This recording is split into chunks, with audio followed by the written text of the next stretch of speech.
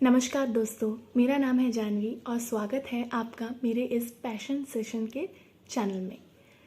तो आज हमारे इस पहले वीडियो पे, जी हाँ, पहले वीडियो पे हम जिस विषय में बात करेंगे वो है कि कैसे एक बिगिनर होने के बाद हम अच्छे से मेकअप को सेट करें। मैं आपको बिल्कुल अच्छे से प्रैक्टिकली इसको परफॉर्म नहीं करके दिखाने के बावजूद भी मैं आपको बिल्कुल डिटेल्ड वे में इसे समझाऊंगी। वीडियो थोड़ा ब्रीफ होगा बट इसे अच्छे से सुनेंगे तो आपको अच्छे से एक जानकारी हो जाएगी कि कैसे मेकअप को अप्लाई करना चाहिए, कैसे उसको सेट करने के लिए हमारे पास कुछ अच्छे और वेरी सिंपल मेथड्स होते हैं, कुछ ट्रिक्स होती हैं, उनको हम आज जानेंगे। तो जैसे कि हम जानते हैं कि मेकअप एक ऐसी चीज़ है जो हमारे लुक को और भी ज़्यादा डिटेल बनाती है।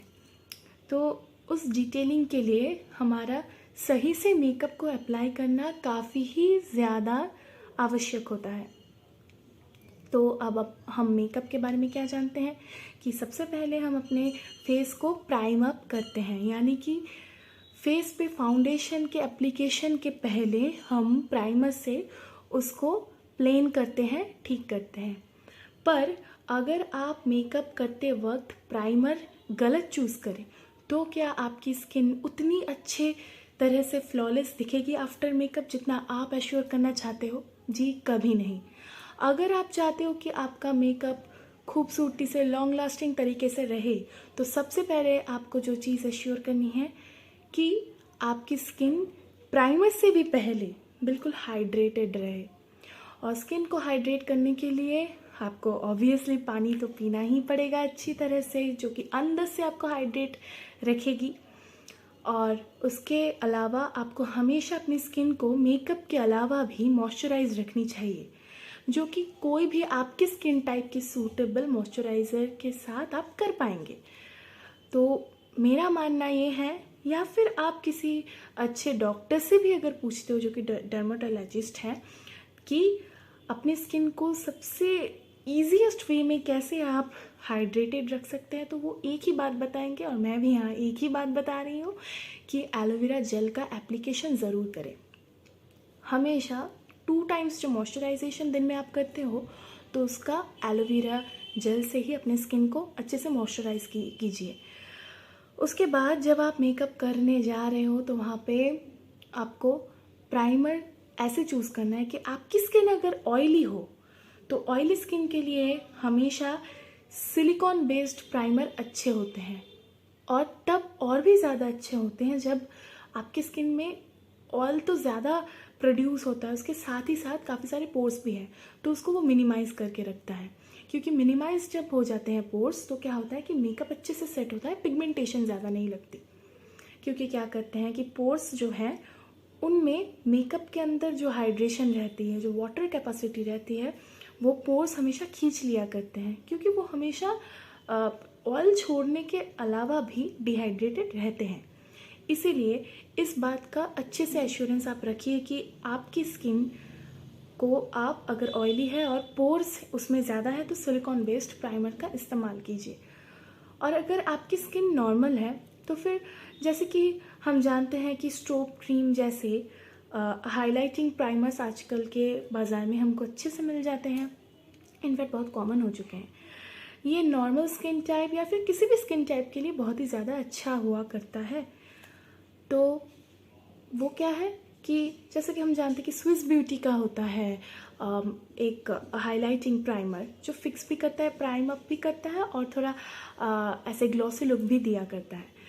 तो वो वाला जो प्राइमर होता है वो भी काफ़ी अच्छा है, लेकिन पोर वाले स्किन्स के लिए बिल्कुल अच्छा नहीं होता, क्योंकि तब लगता है कि वो हाइलाइटर का जो अमाउंट रहता है ना, वो ग्लिटरी सब्सटेंस, वो ऐसे पोर में जाके अटक जाता है और फिर जब आप मेकअप को नेक्स्ट प्रोसीड करते हैं तो वो अच्छे से हाईलाइट नहीं हो पाता।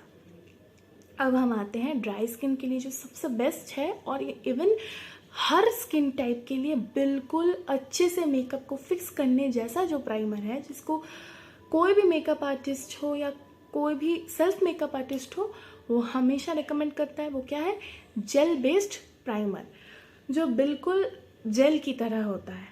आप फेस पे अप्लाई कर रहे हो, वो अच्छे से बिल्कुल तुरंत आपके फेस पे एब्जॉर्ब हो रहा है, आपकी स्किन अच्छे से ले रही है उसको, उसके बाद आप अपने मेकअप को और प्रोसीड कर रहे हो। अब ये तो गया प्राइमर से आपकी स्किन को आप पहले रेडी कर रहे हो कि आप उसके बाद फाउंडेशन की एप्लीकेशन करें, उसके बाद कंसीलिंग करें। तो जब प्राइमर से आप अच्छे से अपने फेस को प्राइम अप कर चुके हैं, तो आपको क्या करना है कि आपके स्किन पे जो डार्क पोर्स है या फिर ब्लैक स्पॉट्स है उनको कवर जब करना पड़ता है, तो उसके लिए ऑरेंज कलर करेक्टर की ज़रूरत होती है। तो ऑरेंज कलर करेक्टर क्या करता है और कैसे यूज़ करना चाहिए, आपके स्किन पे यानी कि जो ऐसे डार्क सर्कल्स वाले एरिया होते हैं या फिर आपके कोई पिंपल के पास्ट एक्ने मार्क्स वगैरह वगैरह जो होते हैं, उनको आपको कवर करना है ऑरेंज कलर करेक्टर से। तो ऑरेंज कलर करेक्टर आपको क्या सहायता करेगा कि आपके जितने भी थोड़े डार्क पैचेस के मार्क्स होते हैं उनको बिल्कुल हाइड कर देता है, या फिर जब आप मेकअप का फर्स्ट अप्लाई कर रहे हो तो आपकी स्किन के साथ बिल्कुल सेम लगेगा कि आपके स्किन का जो एक्चुअल स्किन टेक्सचर है, जो कलर है, उसके साथ वो मैच कर देगा। वही जब आप ऑरेंज कलर करेक्टर का यूज़ किए बगैर दूसरा कोई कंसीलर यूज़ करते हो अपने डार्क स्पॉट्स पे या वगैरह किसी भी जगह पे, ठीक है, जैसे कि ज़्यादातर वक्त हमारे अंडरलाइन में डार्क स्पॉट्स आ जाते हैं, तो ये बहुत ही कॉमन सी चीज़ है, बहुत ही नेचुरल है, जनरल है, तो इसको हाइड करने की हमें ज़रूरत ज़्यादा से ज़्यादा पड़ती है। तो जब आप ये नहीं करते तो क्या होता है कि क्योंकि आप डायरेक्ट एक वाइटिश पैच का एप्लीकेशन कर रहे हो, तो अंदर से तो वो स्किन की टोन थोड़ी डार्किश है, हमारे एक्चुअल स्किन टोन से वो स्किन टोन थोड़ी डार्किश होती है, तो वो अलग से हाईलाइट होकर थोड़ा ग्रेइश पैटर्न ले लेती है। अगर आप कभी ऐसा कर चुके हो कि without concealing your dark spots with the orange colour corrector, that colour turns into grey after applying the normal concealer which we get, okay? So तब क्या होता है कि ग्रेइश पैच आ जाता है वहाँ पे, तो अच्छा नहीं लगता दिखने में, मेकअप थोड़ा अनग्रूम्ड सा लगता है।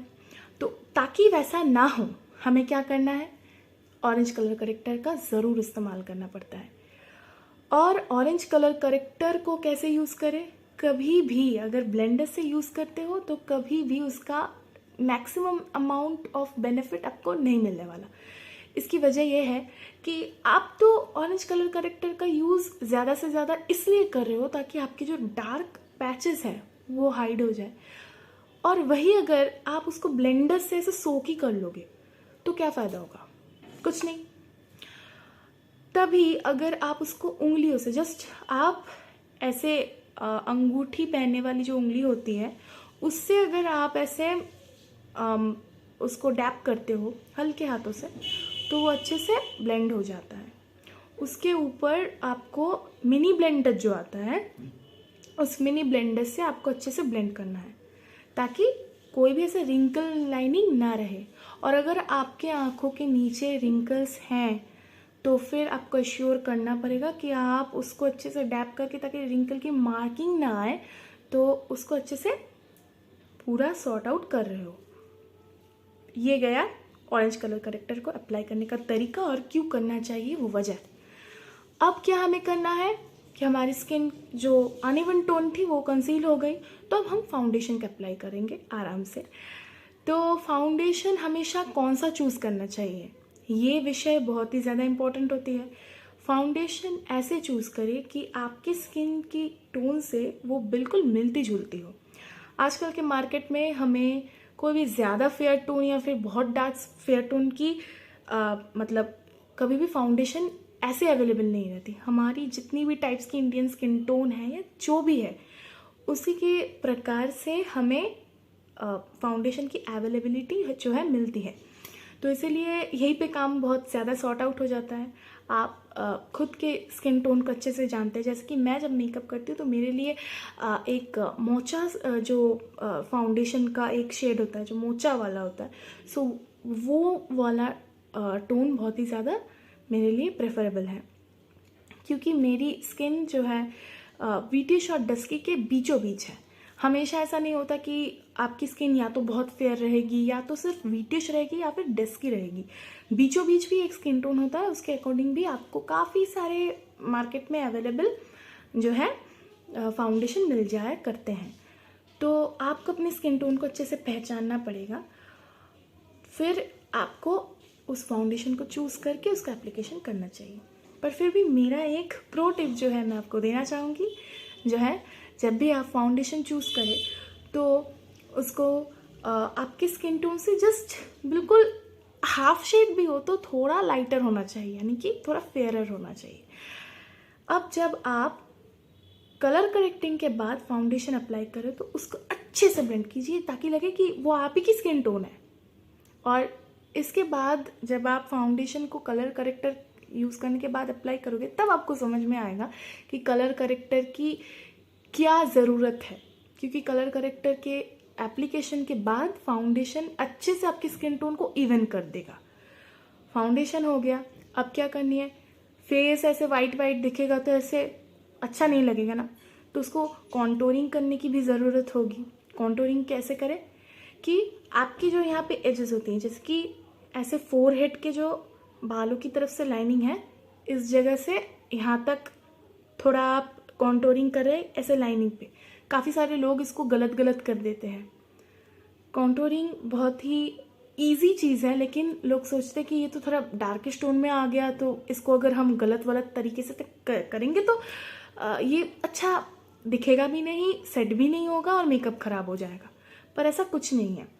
ये ध्यान में रखिए कि आप हमेशा ऐसे लाइनिंग से स्टार्ट कर रहे हो अपने कॉन्टोरर को, इस जगह से। फिर ये हो गई आपकी फोरहेड की लाइनिंग।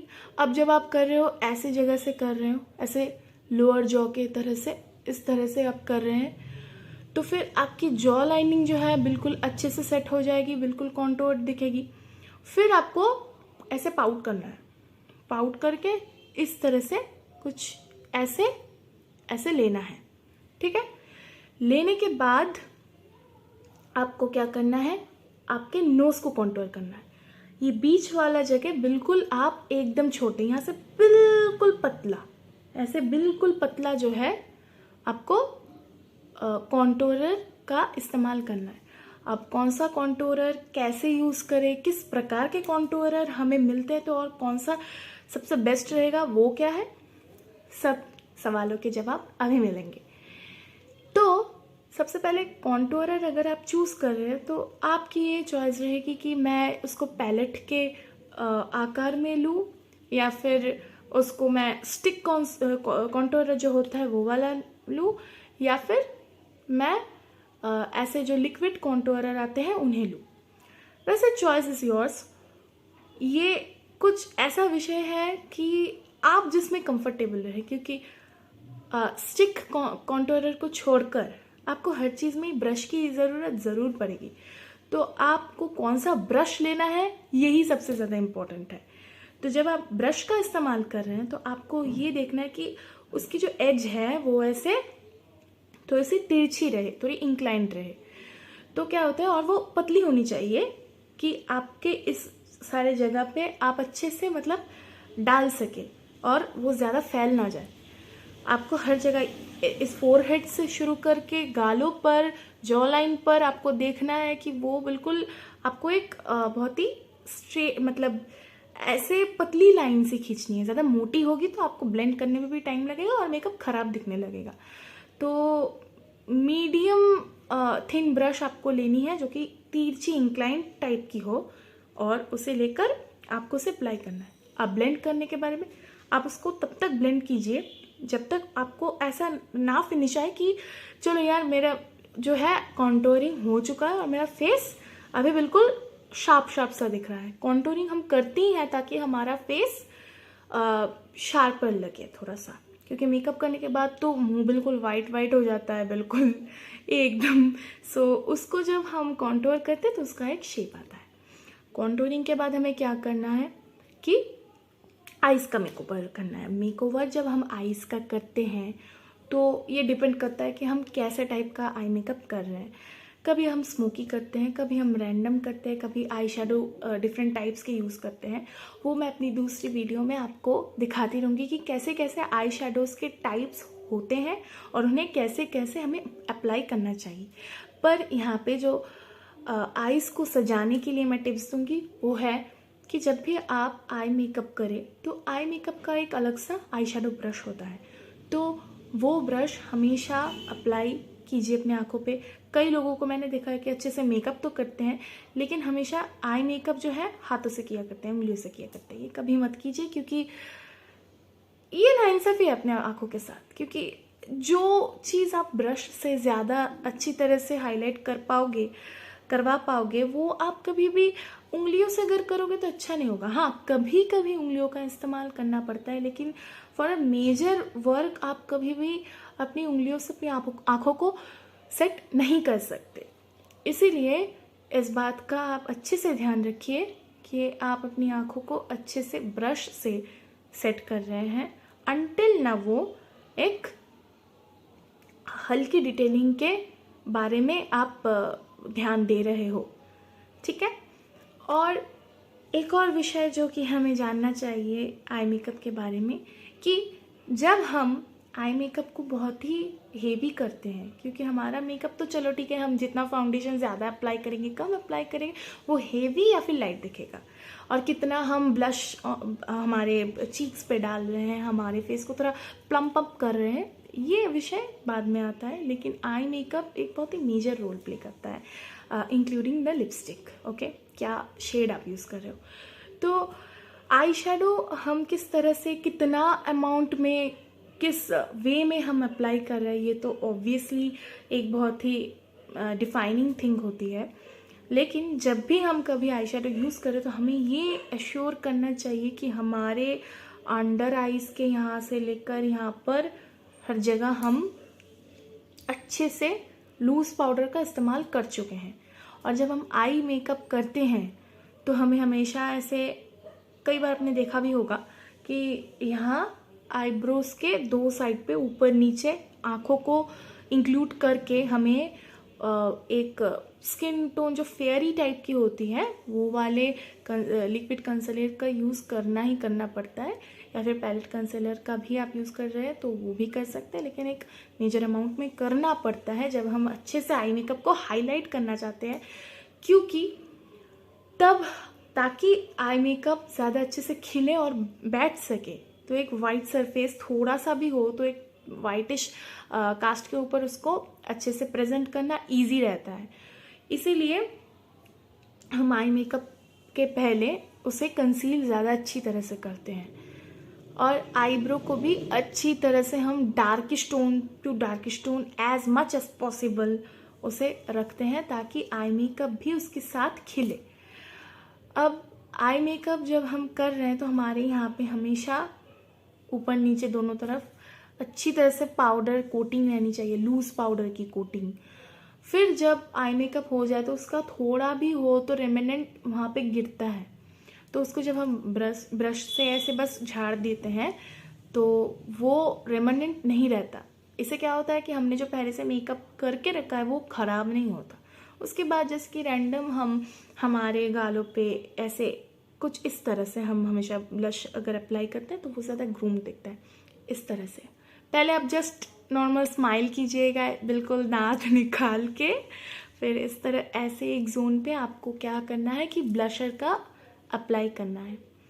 ब्लशर के लिए ब्रश आता है थोड़ा सा मीडियम थिकनेस वाला जो ब्रश होता है, उससे आप अपने गालों पे चीक्स पे ऐसे अप्लाई कीजिए। करने के बाद उसको आप पाउडर से, जो हमारा कॉम्पैक्ट पाउडर आता है या फिर आपके पास जो है लूज़ पाउडर रहे, उससे आप बिल्कुल अच्छे से कवर अप कर दीजिए। और एक और टिप जो मैं देना चाहूँगी कि कई लोगों के पास ऐसे ट्रांसलूसेंट पाउडर, जो कि रैंडम मेकअप कर रहे होते हैं, ट्रांसलूसेंट वाला पाउडर नहीं होता, पर जब मेकअप कर रहे हो और आई मेकअप कर रहे हो तो आई मेकअप के टाइम पे ट्रांसलूसेंट पाउडर अगर आप लूज पाउडर की जगह यूज़ करें तो ज़्यादा अच्छा है, क्योंकि जल्दी से उसे झाड़ने में थोड़ा कम टाइम में सब कुछ हो जाता है। उसके बाद आप जो आई मेकअप हो गया, ब्लश ऑन हो गया, लिपस्टिक अप्लाई कर रहे हो करो, जो भी शेड आप मेकअप क्या कर रहे हो उसके ऊपर डिपेंड करता है। फिर हाइलाइटर जिस जिस जगह पे आपने ब्लशर दिया, यानी कि चीक्स पे दिया है आपने, नोज के बिल्कुल टॉप पे थोड़ा सा, और यहाँ पे फोरहेड पे कुछ इस तरह से, आईब्रो के ऊपर ऐसे टी लाइन यहाँ पे जो बनती है, यहाँ पे आपको जो है हाइलाइटर का इस्तेमाल करना है, और यहाँ चिन पे।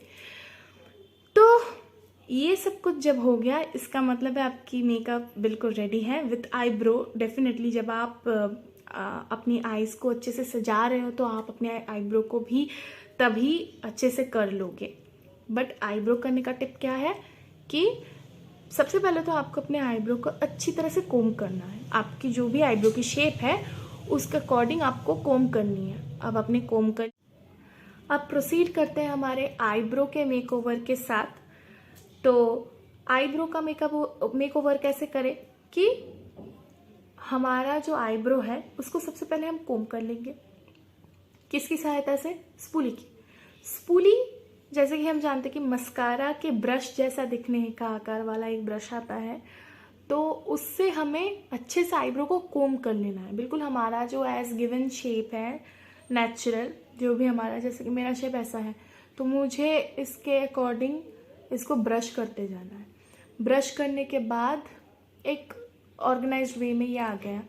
और जो लाइनिंग है मुझे अपने आईब्रो को लिफ्ट करके ये जो लाइनिंग है ऐसे, इस लाइनिंग के साथ साथ मुझे एक लाइन ड्रॉ करनी है। लाइन ड्रॉ करने के बाद दोनों तरफ, यहाँ ऊपर यहाँ नीचे, इस आईब्रो में भी सेम। उसके बाद उसको मुझे फिर से स्पूली की सहायता से ऐसे थोड़ा हल्का ब्लेंड करना पड़ेगा, वरना वो लाइनिंग थोड़ी सी ज़्यादा मीकी दिखने लगेगी। ब्लेंड हो गया। फिर जो नॉर्मल ऐसे आता है ना कि वो पाउडर वाला पैलेट जिससे हम आईब्रो करते हैं, वो आईब्रो ब्रश और आईब्रो का जो पाउडर होता है, या फिर अगर आपके पास वो जेल वाला है तो वो भी कर सकते हो। क्योंकि मैं कहूँगी कि जेल से ज़्यादा वो पाउडर बेस ज़्यादा अच्छा आता है, क्योंकि उसके बाद जब हम पाउडर से यहाँ पे फिल कर देते हैं तो उसको स्पूली की सहायता से अच्छे से ब्लेंड करना और ऑर्गेनाइज दिखाने में वो ज़्यादा ईजी रहता है। तो फिर क्या करेंगे कि जब हमारा ये लाइनिंग वगैरह हो गया, हमने स्पूली से ब्लेंड कर लिया, तो फिर हम क्या करेंगे कि अब हम वो ब्रश से यहाँ अंडर में जो थोड़ा हल्का हल्का गैप रहता है ना, बिल्कुल थोड़ा सा, बिल्कुल इतना सा अमाउंट लेकर हमारे आईब्रो के अंदर अंदर हल्का हल्का फिल करेंगे, बिल्कुल स्मॉल अमाउंट में, और फिर अपने आईब्रोज को ब्लेंड कर लेंगे। सो ये था पूरा का पूरा डिस्क्रिप्शन कि आपको अपने मेकअप को कैसे अप्लाई करना है। इसके बाद क्या है, मेकअप को लास्टली फिक्स करना। किसकी सहायता से? एक मेकअप फिक्सर से। ठीक है, मेकअप फिक्सर से जब आप फिक्स कर रहे हो तो आपको ये श्योर करना चाहिए कि वो मेकअप फिक्सर बहुत ज़्यादा अमाउंट में ना हो। अगर आप इतना सारा अपने फेस को पूरा गीला कर लोगे तो वो जब ऐसे से गिरेगा ना, तो आपका मेकअप ऐसे मेल्ट हो जाएगा। डेफिनेटली बहुत ही नॉर्मली जनरली वो मेल्ट होगा, तो वो तो हम करना नहीं चाहते, वरना मेकअप करके ही अगर बिगाड़ देंगे तो क्या फ़ायदा मेकअप करने का। इसीलिए दूर से बिल्कुल एकदम छींटे के अमाउंट में हमें लेना है, इतना सा, थोड़ा थोड़ा आके गिरे फेस पे, थोड़ा सा अमाउंट हमारे पूरे फेस में देना है। फिर उसको अच्छे से हाथों के ऐसे फ्लैप से हमें ड्राई करना है। जब वो ड्राई हो जाएगा, इसका मतलब मेकअप का पूरा प्रोसीड्योर कंप्लीट। जिन लोगों को पसीना ज़्यादा होता है, फेस पे स्वेटिंग ज़्यादा आती है, तो फिर उनका एक अलग ही मतलब मेकअप फिक्सर का मतलब चॉइस रहना चाहिए, एक अलग ही, मतलब वो थोड़ा सा प्राइसी होगा और थोड़ा सा मतलब ज़्यादा टाइम के लिए लॉन्ग लास्टिंग भी रहेगा। तो इसीलिए हमेशा जिनको ज़्यादा स्वेट आता है तो वो रैंडम मेकअप फिक्सर कभी ना चॉइस करें। ठीक है, तो ये गया पूरा का पूरा मेकअप का करने का तरीका, कैसे करें, क्यों, कब, कैसे अप्लाई करना चाहिए, वो सब कुछ। अगर आपको ये वीडियो अच्छी लगी हो तो इस वीडियो को लाइक कीजिए, इसमें कमेंट कीजिए, मेरे चैनल को सब्सक्राइब कीजिए, और मैं ऐसे ही आगे जाकर अच्छे अच्छे वीडियोस मुझसे जितना बेस्ट हो सके पॉसिबल आपके सामने लाऊंगी। ये तो अभी के लिए एक थियोरिटिकल वीडियो थी, एक जस्ट कैसे मेकअप को अप्लाई करना चाहिए एज ए मेकअप आर्टिस्ट, जो कि मेरी जानकारी रही है, मैंने आपके सामने पेश की है, मैंने आपके सामने प्रेजेंट की है।